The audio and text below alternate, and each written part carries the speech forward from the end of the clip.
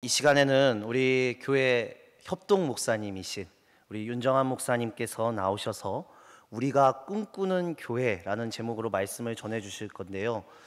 간혹가다 우리 일부 예배를 윤정한 목사님이 섬기시다 보니까 윤정한 목사님 얼굴을 잘 모르시는 분들이 많으신 것 같아요. 우리 성도님들 중에 오늘 말씀의 은혜도 받으시고 얼굴도 딱 마음에 새기셔서 보시면 아이고 목사님 은혜 받았습니다 이렇게 인사하시고 함께 은혜 나눴으면 좋겠습니다. 우리 윤정한 목사님 나오셔서 우리가 꿈꾸는 교회라는 제목으로 말씀 전해 주시겠습니다.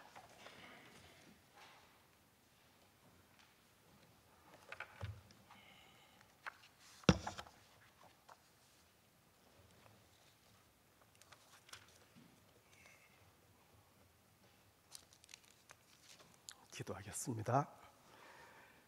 아버지 하나님 감사합니다. 오늘 또 이렇게 귀한 시간에 저희들이 구역 연합 예배로 하나님 앞에 예배드리게 하심을 감사합니다. 특별히 저희들이 찬양을 들으시고 하나님 기뻐하여 주시옵소서. 우리의 삶이 온통 하나님 찬양이 될 수 있도록 도와주시옵소서. 아버지 하나님, 이 시간에도 말씀 생각하고자 합니다. 성령님 함께 하시어서 깨달음을 주시옵소서. 말씀대로 살아갈 수 있는 지혜를 허락하여 주시옵소서. 예수님 이름으로 기도드리옵나이다. 아멘. 제가 감기가 좀 걸렸어요. 상태가 좋지 못합니다. 목소리도 잘 안 나오고 용서해 주시기 바랍니다. 오늘은 같이 읽은 말씀 가지고 우리가 꿈꾸는 교회란 제목으로 말씀을 같이 생각해 보고자 합니다.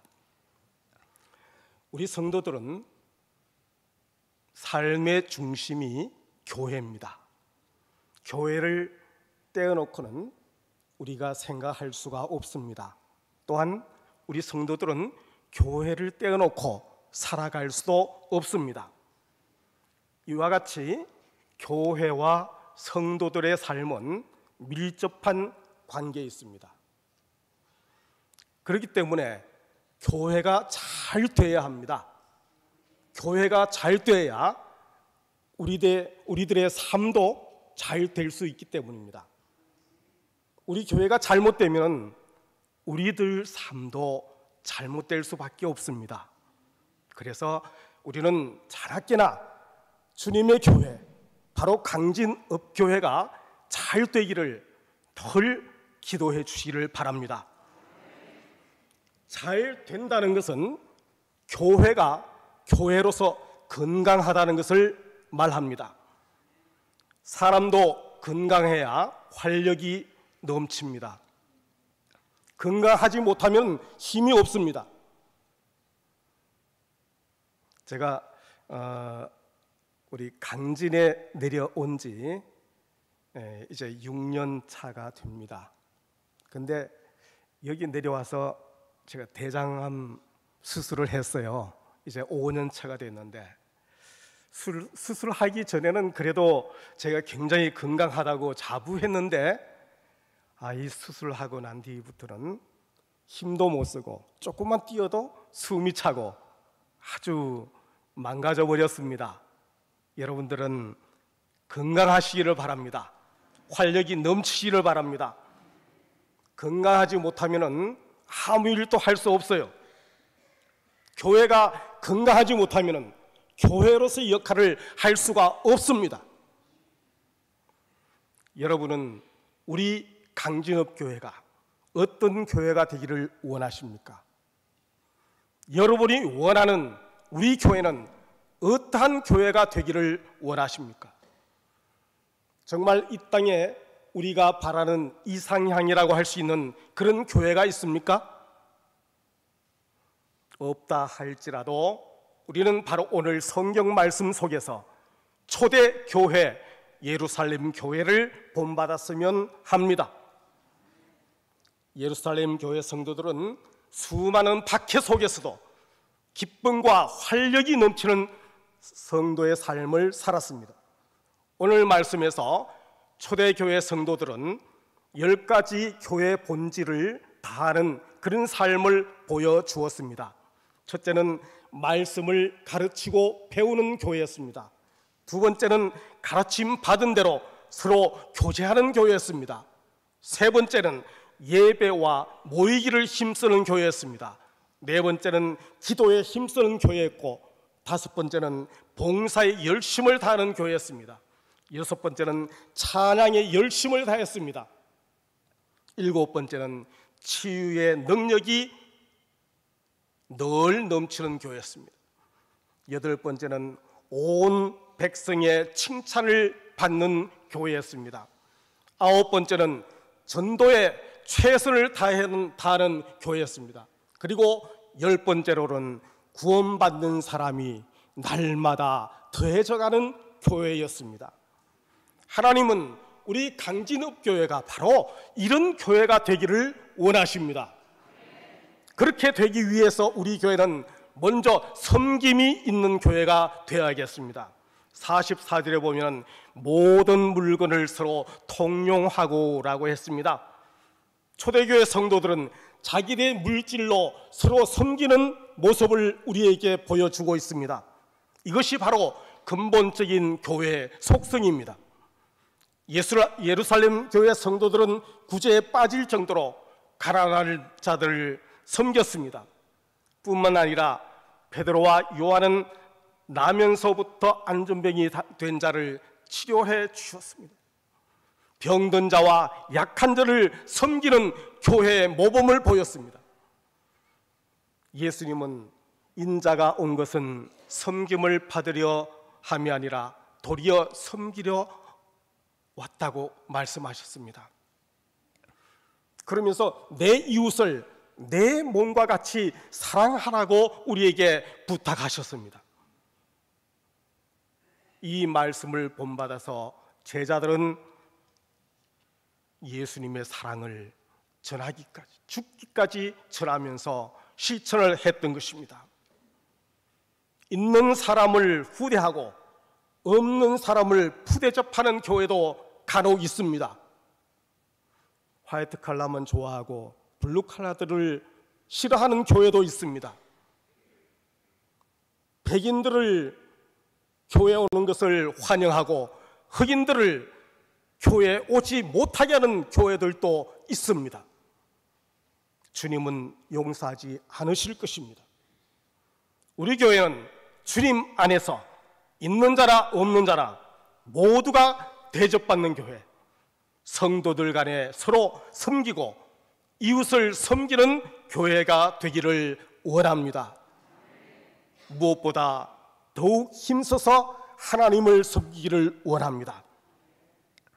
내 마음을 다하고 목숨을 다하고 뜻을 다하여 주 너의 하나님을 사랑하라고 하셨습니다.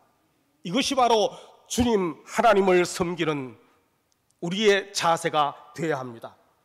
하나님을 사랑한다는 말에는 하나님의 말씀을 우리의 삶에 반영해서 그대로 실천하며 산다는 뜻이 있습니다.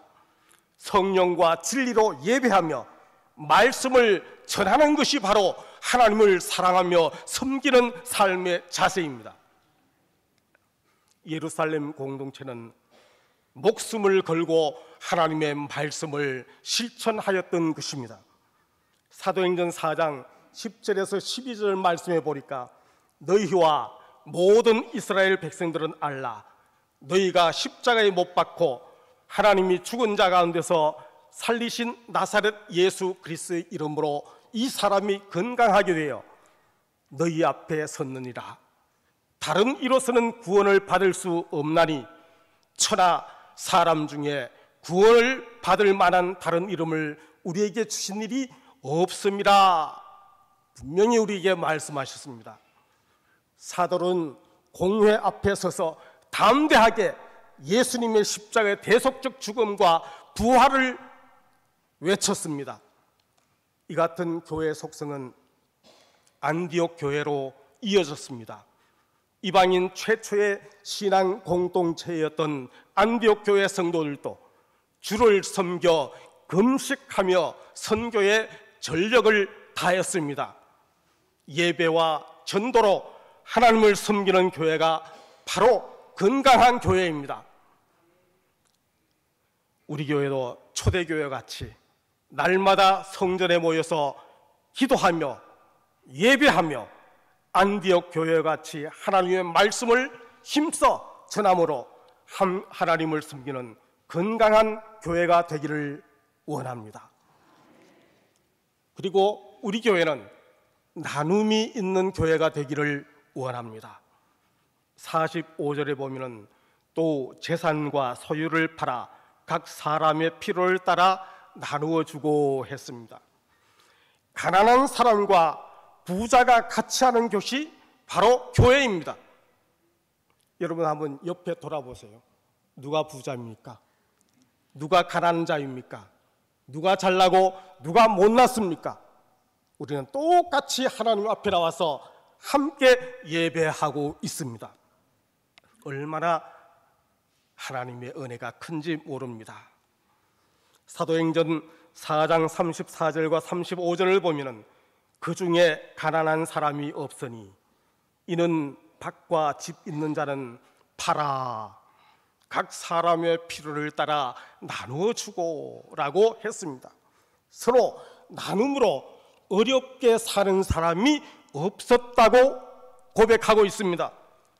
바나바는 밭을 바쳤습니다.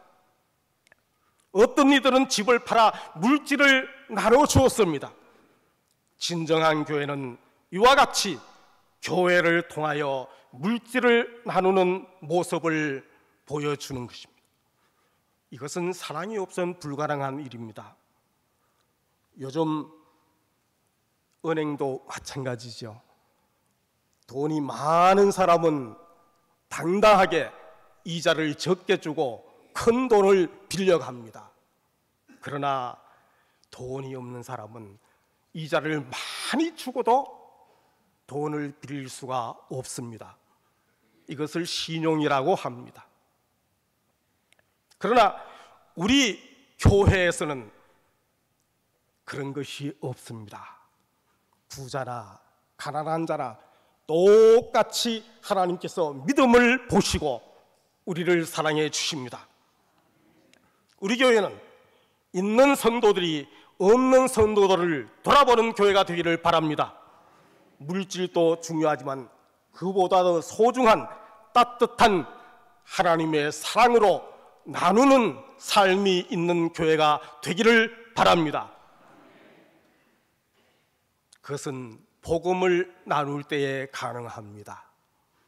예루살렘 교회 성도들은 날마다 성전에 있든지 집에 있든지 예수는 그리스도와 가르치기를 전도하기를 쉬지 아니했다 했습니다.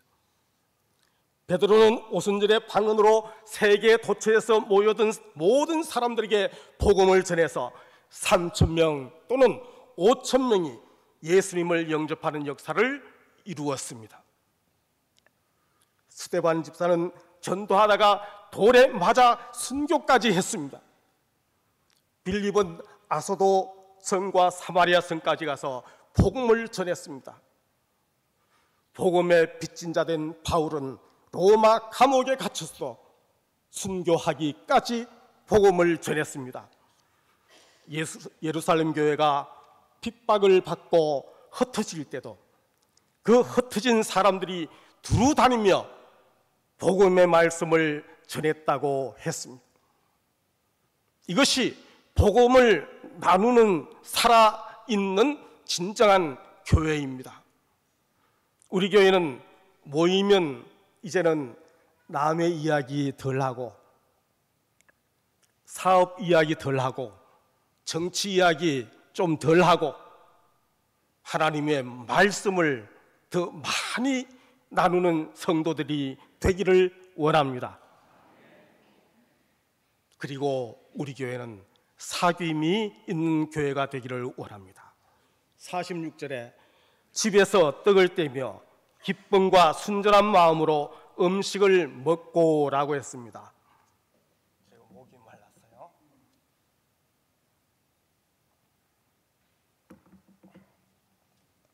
초대교회는 성도들이 모여 서로 이해하고 서로 불쌍히 여기고 서로 사랑하며 교제하는 교회였습니다. 이런 교회는 그리스도 십자가의 사랑을 체험한 성도들에게만 일어날 수 있는 아름다운 모습입니다.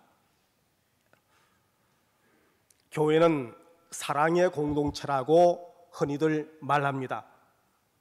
교회에서 서로 반목 질시하던 유대인과 이방인이 교제의 악수를 나눴다고 갈라디아서는 말하고 있습니다. 원수가 변하여 친구가 되는 곳이 교회입니다. 부자와 가난한 자가 서로 격없이 교제를 나누는 곳이 교회입니다. 부자는 예수 그리스도로 인하여 낮아지고 가난한 자는 예수 그리스도를 인하여 높아지는 곳, 이곳이 교회입니다. 그래서 같아지는 곳이 교회입니다. 사회에서 인정받지 못하는 사람이 인격적으로 인정받는 것이 교회입니다. 세상에서 베풀 수 없는 사랑, 바로 하나님의 사랑으로 교제하는 곳, 이곳이 바로 우리 강진읍 교회가 되어야 합니다. 42절에 서로 교제하고 떡을 떼며 오로지 기도하기를 힘쓰니라. 초대교회 성도들은 마음을 같이하여서 기도하기 힘썼습니다. 베드로가 옥에 갇혔을 때는 철야 기도까지 했습니다. 기도는 하나님과의 만남이요 하나님과 사귀는 시간입니다. 요즘 이 세상은 너무나 빨리 변화하고 있습니다. 그만큼 우리의 삶도 바쁘게 돌아간다는 말이 되겠죠. 이 바쁘게 살아가는 현대 사회 속에서 우리 성도들은 하나님과의 영적인 교제도 조금 덜해지는 것이 아닌가, 그렇게 생각됩니다. 예배가 끝나면은 아직도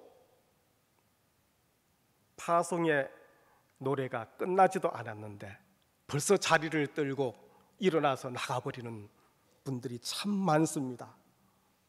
뭐가 그렇게 바쁜지, 무슨 약속이 있는지, 하나님께 예배 드리는 시간 그것 그렇게 바쁘게 갑니까? 이제는 그렇게 하지 말고요, 예배 끝나면 천천히 나가세요. 그리고 내려가셔서 차 한 잔 들고 인사하시고 교제하고 그 식당 홀 개방해서 거기서 좀 앉아서 대화하고 이런 모습들이 보였으면 좋겠습니다. 이제 오는 주부터는 그렇게 되기를 원합니다.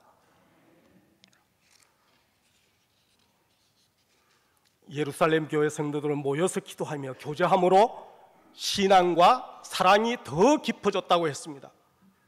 이것이 바로 교회의 진정한 속성이요 특징입니다.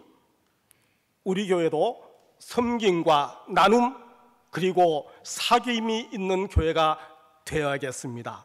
그렇게 하기 위해서는 우리 성도들이 먼저 하나가 되어야 합니다. 44절에 믿는 무리가 한 마음과 한 뜻이 되어라고 했습니다. 한 마음과 한 뜻이 됐다. 두 사람이 있어요. 마음이 일치하기는 쉽지 않습니다. 부부 더 힘들죠. 부부라고 해서 일치하는 거 봤습니까? 참 어렵습니다. 이혼율이 얼마나 높은지 몰라요. 그건 뭡니까? 전부 다 마음이 맞지 않기 때문에 이혼하는 거겠죠. 싸움이 왜 일어납니까? 다툼이 왜 있습니까? 마음이 하나가 되지 못해서 그런 겁니다. 아버지, 아들, 엄마와 딸 마음 맞추기가 힘든 세상입니다. 그래서 조금만 잘하면 전부 다 독립해서 나가려고 그래요. 그래서 1인 가구가 우리나라에 얼마나 많은지 몰라요. 지금 혼자 다 나가서 사니까 이제 늙으신 분도 자식들하고 살기 싫다 그래요. 그래서 아무리 서울에 있는 아들이 올라와서 사세요. 그래도 싫다고 혼자서 시골에서 사시는 분들이 참 많습니다. 나 홀로 가고 많습니다. 왜? 같이 살면 마음이 맞지 않으니까요. 혼자 사는 게 편하다 이거예요. 우리 교회도 마찬가지입니다. 구역 식구들도 마음이 다 맞습니까? 같습니까? 아니죠. 다 틀려요. 이래자 하면 저래자 그리고 그렇죠? 힘듭니다. 나라는 오죽합니까? 저 국회의사당 안에 있는 사람들 보세요. 허구헌난 싸움질이나 하고 있어요. 마음이 안 맞아서 그래요. 생각은 딴 데 있기 때문이에요.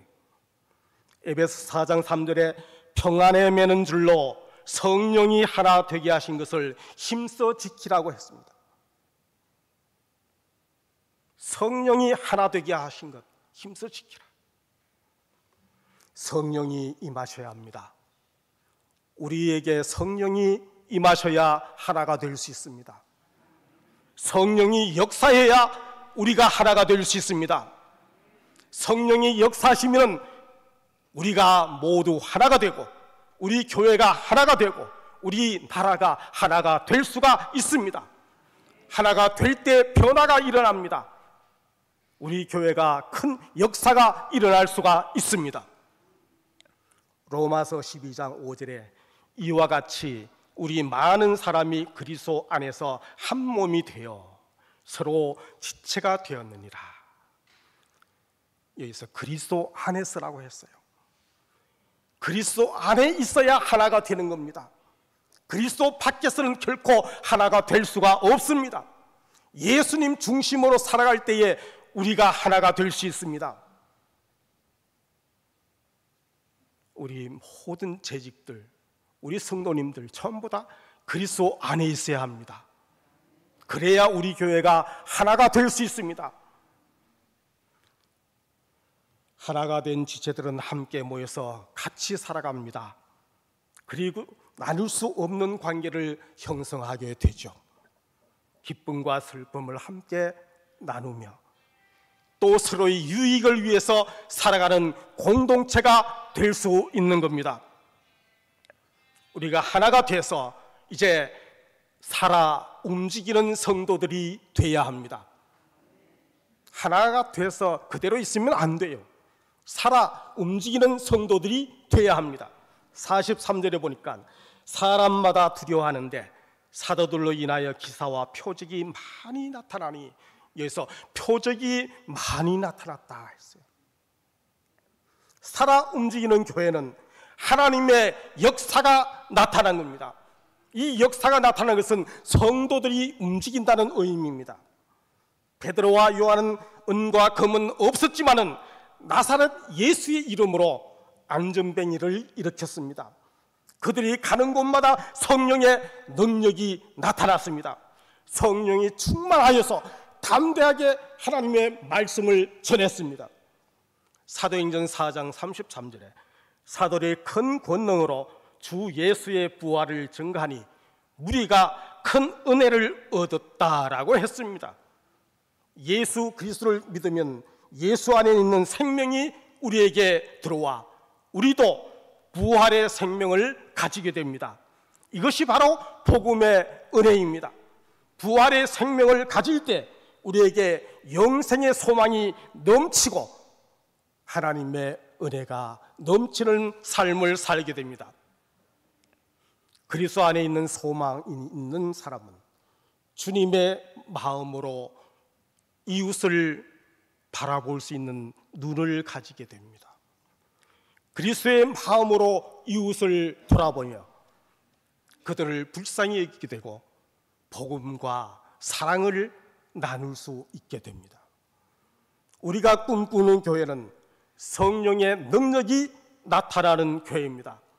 성령은 하나님의 영이요 진리를 창조하신 하나님의 영입니다. 또 우리를 늘 곁에서 돕는 분이십니다. 이것이 바로 성령입니다. 그 능력은 청량할 수가 없습니다. 성령의 은혜와 능력이 우리 교회에 강같이 흘러 넘치기를 간절히 원합니다. 46절에 성전에 모이기를 힘쓰고 집에서 떡을 뗐다고 했습니다. 여러분, 이 말씀은 교회는 모이는 곳입니다. 성도들의 모임은 교회입니다. 우리가 어디서 모이든 성도들이 모이는 곳이 교회입니다. 그리고 그 모임이 흩어지면 또 하나의 교회가 됩니다. 왜냐? 우리 마음에 성령이 계시기 때문에 우리 각자가 각각 교회가 되는 것입니다. 그래서 모이는 교회와 흩어지는 교회, 이것이 바로 하나님께서 우리에게 주신 또 하나의 은혜입니다. 그래서 이 모이는 교회와 흩어진 교회가 조화를 이룰 때에 살아 움직이는 교회가 되는 겁니다. 교회 안에서는 우리가 거룩한 행동을 합니다. 괜히 말도 거룩하게 합니다. 저 장날에 장판에 나가서 마구 그냥 하던 말도 안 합니다. 조심조심하죠. 근데 교회 문만 딱 나가면 어때요? 저 사람이 교인이야? 이럴 정도로 또 딴 사람이 되어버리면 그건 아니에요. 그러니까 모였을 때의 성도와 흩어졌을 때의 성도는 똑같아야 된다, 이 말이에요. 또 이 모이는 교회와 흩어지는 교회는 뭐냐? 바로 모여서는 우리가 하나님을 전심전력을 다해서 찬양하고 기도하며 하나님께 예배하는 공동체가 되는 거예요. 그럼 흩어진 교회로서의 각자는 뭘 하느냐? 바로 그리스도의 빛을 발하는 교회가 되어야 되는, 그리스도의 향기를 나타내는 교회가 되는 겁니다. 그리스도의 말씀을 전하는 교회가 되는 것입니다. 성도들이 각각 하나님의 성전이 되어서 각각 처소에서 복음을 전하는 교회가 될 때에 바로 우리 강진읍 교회가 찬란하게 빛나는 교회가 될 줄 믿습니다. 살아있는 교회, 건강한 교회는 성장이 멈춰지지 않습니다. 교회가 지속적으로 성장하기 위해서 우리 성도들은 날마다 성장해야 합니다. 초대교회 성도들은 온 백성의 칭송을 받았다고 했습니다. 믿는 사람이나 믿지 않는 사람들에게 칭송을 받았다고 했습니다. 지역사회의 인정을 받았다는 말씀입니다. 성장하는 교회의 특징은 바로 지역사회의 칭송을 받는 것입니다. 큰 인기를 끌었던 응답하라라는 TV 시리즈가 있습니다. 혹시 보셨나요? 예, 성동일이라는 배우가 나오죠. 이 성동일의 딸들이 좀 성격들이 독특해요. 개성이 뛰어나고 극성스럽고 까다로운 딸이에요. 그래서 성동일이가 자기 딸들 칭할 때에 뭐라고 했느냐? 개딸이라고 했어요. 개딸. 개딸 많이 들어보죠, 요즘? 근데 이 용어 개딸이 바로 어떤 의미냐? 성격이 강한 성격을 가진 여성들을 의미하는 용어로 그 당시에는 쓰여졌습니다. 그런데 이게 20대 총선에 들어오면서 대선에 들어오면서 말이죠, 여성 유권자를 자극하는 용어가 되어버렸습니다. 여성 커뮤니티를 중심으로 한 후보가 지지하는 그런 세력을 형성하게 됐는데요, 이들은 스스로를 개딸이라고 칭했어요. 바로 이 개딸의 의미가 뭐냐? 개혁의 딸이라 이렇게 칭했죠. 그런데 여러분들, 네티즌들이 우리 기독교를 뭐라고 하는지 압니까? 기독교를 비판하면서 개독교라고 합니다. 개독교. 개독교라고 해요. 기분 나쁘죠? 왜 개독교라는 말을 듣습니까? 저는 개딸의 논리로 개독교를 설명하겠습니다. 개딸의 논리로 말하면 강한 성격을 가진 기독교인입니다. 이게 개독교예요. 철저한 신앙을 가진, 개혁적인 신앙을 가진 기독교인, 이것이 개독교인이에요. 이해되죠? 오늘날 교회 위신이 땅에 떨어져 고통하고 있는 이 시대에 누구에게나 칭송을 받는 그런 교회, 그런 성도들이 되기를 원합니다. 누가 뭐래도 하나님 중심, 예수님 중심으로 사는 개성 있는 신앙인들이 되기를 원합니다. 그러기 위해서는 우리가 성장해야 합니다. 성장하기 위해서 말씀으로 교육받고 양육되어져야 합니다. 교회는 영적 성장을 중심으로 질적 성장, 양적인 성장과 사회적인 성장이 골고루 이루어져야 합니다. 우리의 약점을 보완하여 질적으로 성장하고 사람들에게 인정받아서 사회적으로 성장하고 하나님께 사랑받는 영적 성장이 함께 일어나기를 원합니다.